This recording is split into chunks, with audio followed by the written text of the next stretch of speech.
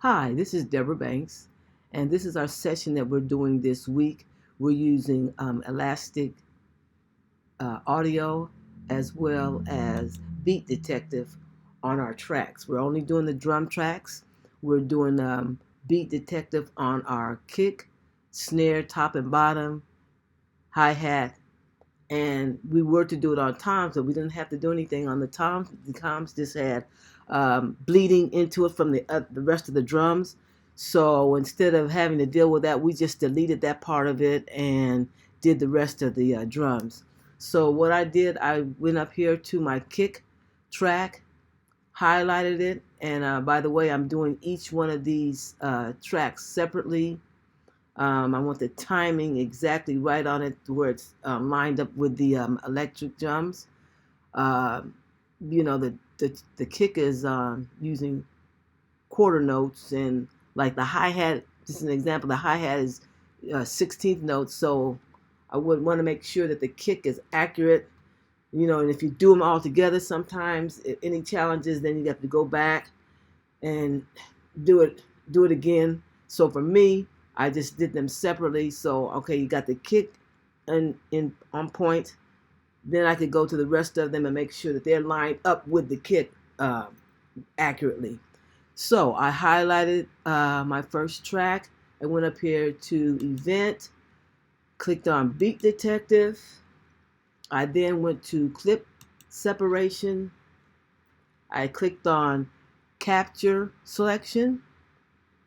And then I wanted to make sure that the resolution was not too high, because if it was like way up here, very high, it would be choppy, it wouldn't be good. So the lower it is, the better it is. And so I put it down here at about 22%. Clicked on the Analyze and found out before I separated that one of the clips did not get analyzed at the beginning of this. Right here, the clip here didn't. So what I did, I went in here to slip mode, went into my trim tool, and let me move this down here. Trim tool, pulled it out just a little bit, and then went back and click capture selection, and then analyze, and it picked it up. And then we went to separate it. And so we went there. From there, we went to custom conform, and there on custom conform is where you're putting everything on the grid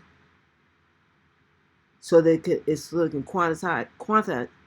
I'm so sorry, quantize. So I quantized it to the 16th with a 16th note.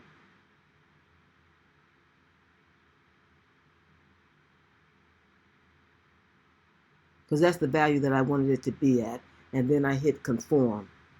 I did not do edit smoothing. I did it like Professor did, and went just right and did the crossfade. I did not do the crossfade on this one. I did it. I believe I did it on the snare, if I'm not mistaken.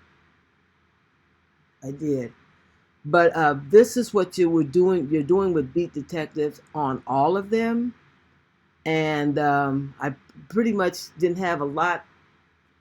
Once I set like the resolution, I was pretty accurate with all of them like that. So I felt it best to do it that way, because again, I want a clean cut, a clean, accurate, precise beat lined up with the electronic drums.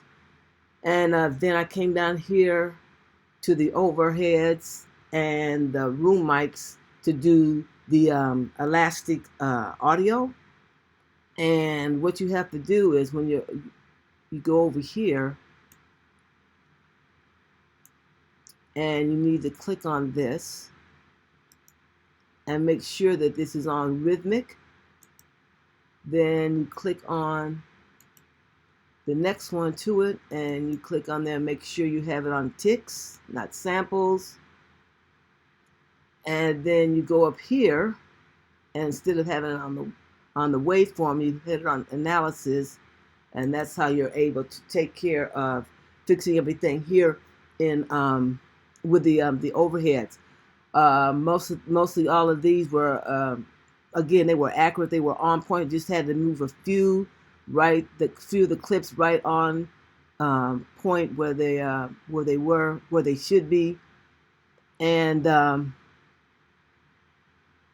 that's basically what I did on all of them. My drums, they were pretty accurate most of the time. I didn't have to do a lot of extra, as I did the way that we were taught. They all fell right in place. They all fell right in line, and they were right on point. So this is what I did. I hope you like it, and until the next time, so long.